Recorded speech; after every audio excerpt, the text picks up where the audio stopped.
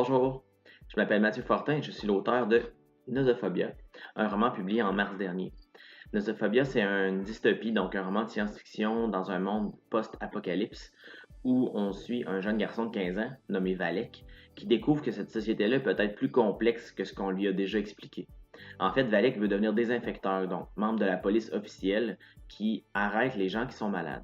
Nosophobia, c'est une société où la maladie est interdite. On a une peur, une phobie de la maladie. Donc, il y a certaines personnes qui sont empestées, c'est-à-dire qui ont une maladie contagieuse extrêmement dangereuse, qui sont exclues de la société, donc mis dehors de cette ville-là. Par contre, il y a des gens qui sont malades, mais qui ne sont pas dangereux pour les autres, qui sont stérilisés et placés dans une zone qu'on appelle la dézone, donc la zone des déréglés.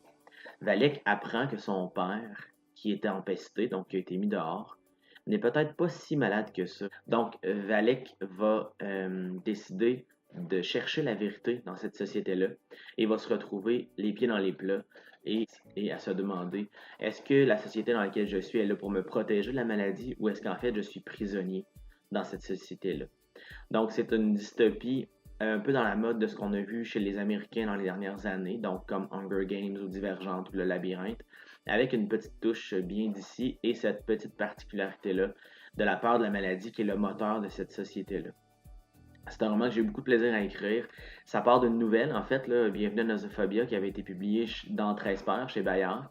Donc, on m'a invité à écrire un roman basé sur cette idée-là de la société où on a peur de la maladie. J'ai hésité, j'ai eu de la difficulté à le faire pendant plusieurs moments. J'ai été poussé par mon éditeur à le faire et je suis extrêmement fier du résultat. C'est un roman qui, jusqu'à maintenant, a d'extrêmement de bonnes critiques d'un peu partout et qui fait son chemin vers le lectorat. Donc, je souhaite que vous ayez envie de le lire.